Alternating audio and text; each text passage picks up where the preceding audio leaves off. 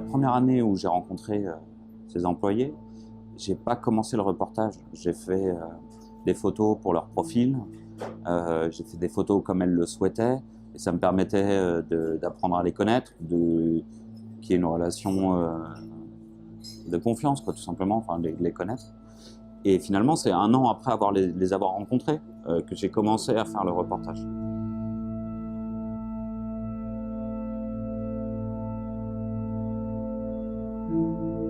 Je les ai photographiés au fur et à mesure, avec de moins en moins d'artifices. Chez les Philippines, par exemple, alors là, l'anthropologue Léane Moser, elle en parle très bien, justement, elle dit que c'est un paradoxe qu'on a du mal, nous, à appréhender, puisqu'elles sont à la fois recrutées pour leur docilité, et en même temps, elles restent très, très entrepreneuses d'elles-mêmes, c'est ces termes, c'est-à-dire qu'elles savent très bien où elles vont. Ça fait vraiment partie d'un plan, ça fait partie d'une mission à accomplir.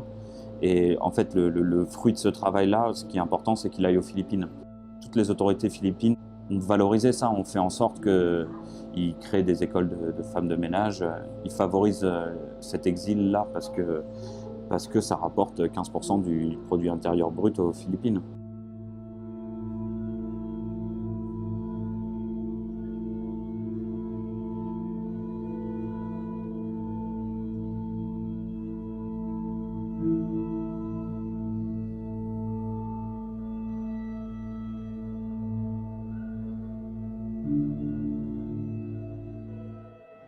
Voilà, ça c'est une photo qui m'intéresse parce qu'elle montre, c'est dans le 16e arrondissement de Paris, elle montre une partie qu'on n'a pas l'habitude de voir dans le 16e, pour présenter Louis Sedding, qui est aussi employé domestique et qui aménage en fait sa chambre de bonne du 16e en salon de coiffure le week-end.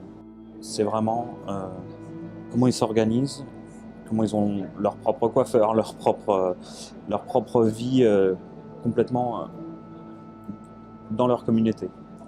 Ici, par exemple, c'est aussi dans le 16e, et c'est un restaurant philippin.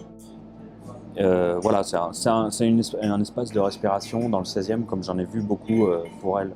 C'est où ils se réunissent, ils sont entre eux, ils mangent ce qu'ils ont l'habitude de manger. Voilà. De plus en plus, c'était vraiment au naturel, pendant les soirées, pendant leur vie quotidienne, tout simplement.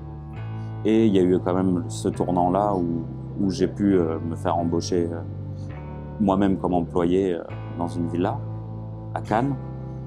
Moi, c'était très important pour moi que je partage vraiment l'expérience de vivre ce qu'elle vivait pour pouvoir comprendre.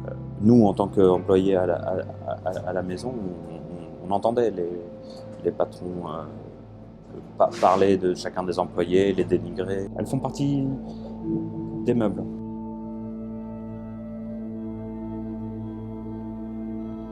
Tita était vraiment dans un moment là d'épuisement, surtout qu'il y avait des invités et qu'elle avait, du coup, il y avait plus assez de chambres et ils l'ont dit ok, maintenant tu dors dans le couloir. Et elle dit mais j'ai même pas de lit, et elle dormait en plus avec l'enfant. Elle dit j'ai pas de lit, et c'est le jardinier finalement qui va lui filer son matelas pour le mettre dans le couloir pour qu'elle puisse dormir à peu près convenablement, parce que quand on leur a dit mais elle a pas de lit, qu'est-ce qu'elle va faire, ils ont dit vous prenez un des matelas devant la piscine.